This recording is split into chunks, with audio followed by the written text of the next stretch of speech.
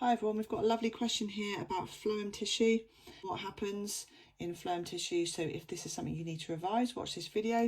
There's one question on there and there's a couple of questions on here that I'm going to go through. So relatively long video, maybe 5-6 minutes. So we have got a picture of a section of phloem tissue, and we're told that phloem tissue is made of sieve tube cells, which are these long cells here. Companion cells, so these are cells that we find next to the sieve tube cell, but the whole thing together is called phloem tissue.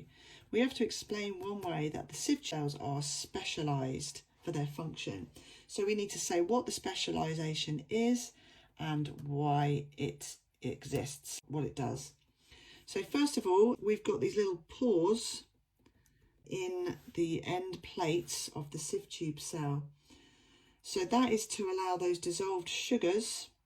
So phloem tissue, by the way, we should say transports dissolved sugars and other nutrients up and down the plant. It goes all the way up and all the way down, depending on where those sugars are needed for respiration. So the holes in those little end plates allow the contents to move from cell to cell.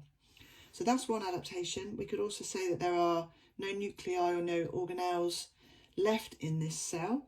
That is going to maximise the space for the movement of those dissolved sugars and food. So let's go with the first one.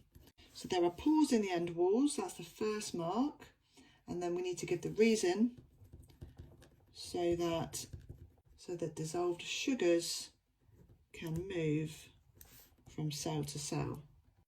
Phloem cell to phloem cell, or sieve tube cell to sieve tube cell. Okay, what does the structure of the companion cells suggest about the process that moves dissolved sugars through the tissue? Give a reason. What does the structure suggest? So we need to make a suggestion about why the structure of the companion cells is the way it is. So let's look at the structure of the companion cell. We can see there's a nucleus, and we can see there's many mitochondria, and they've been labelled, so that should signal that this is important. The fact that there's lots of mitochondria. What do mitochondria do? They release energy via respiration, so that would suggest that this movement is an active process. It requires energy from those mitochondria. So let's say there are lots of mitochondria in the companion cell. That suggests that this process, this translocation as it's called, requires energy. You could say requires energy, you could say is an active process or uses active transport. Final question, describe why it's important that dissolved sugars are moved both upwards and downwards in a plant. Those sugars are made in photosynthesis.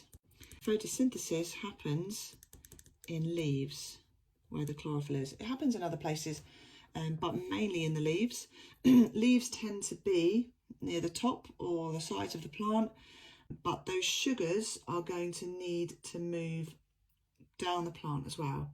So the roots need to grow, stems need to grow, all parts of the plant need to grow. So all parts of the plant need the sugars to release energy from respiration. So the sugars are made in the leaves in photosynthesis, and all cells in the plant are going to need sugar for respiration.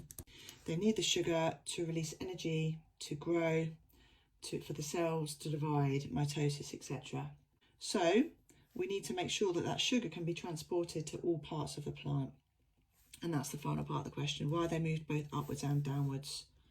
So the sugars need to be transported to every growing part of the plant. Right, I hope that helps.